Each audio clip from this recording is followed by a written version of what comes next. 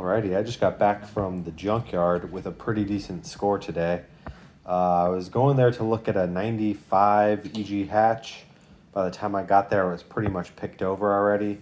There were some other guys going after the engine harness, and I started chatting them up about what I was after, which is front and rear sway bars.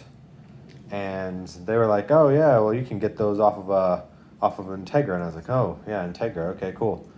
Looked it up. There was a 94 Integra in the yard. I approached it. The motor had already been completely removed and taken, but turns out on the front subframe was still the lower control arms and the front sway bar. So that's what I got here. Everything's in pretty good condition, and it even looks like somebody had installed some energy suspension bushings at one point. So those are still intact along with the brackets.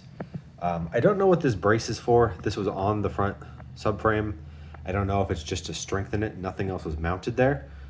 So I grabbed this too in case I want to throw that on. And that brace sits in right here. There was nothing else attached to it.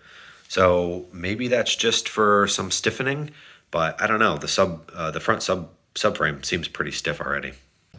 The control arms are very similar to the ones that come in my EG, but they do have the hole in them for mounting the end link to the sway bar. So here's a side-by-side comparison with the EG front lower control arm and the one out of the Integra, the 94 Integra. They are sort of a different shape. The Integra one is definitely thicker and has more mass to it, where the EG ones are quite a bit thinner and lighter. So there's definitely a weight difference I can feel there. But as you can see, the Integra one does have the mounting point for the end link for the sway bar. So that's amazing for the front. And then I went and got in line and I went to try to check out and pay at the yard. And then I was like, I didn't even look at the rear. So I went back, and sure enough, there's the rear sway bar along with the rear lower control arms, which have the mounting point for the sway bar.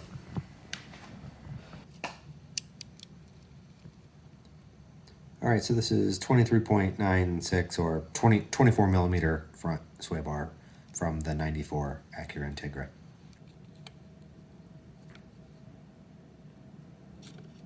And this is a 14 millimeter sway bar for the rear from the 94 Acura Integra. And as a bonus, I went ahead and pulled the e-brake cables for the rear disc brake setup on the 94 Integra. I also got the e-brake mounting brackets that these slot into in the rear. So these rear trailing arms should also bolt straight up to the EG. I am going to replace the bushings with energy suspension bushings, but these are also set up for disc brakes. So I'll be doing a rear disc conversion on the EG hatch from drum brakes to disc brakes.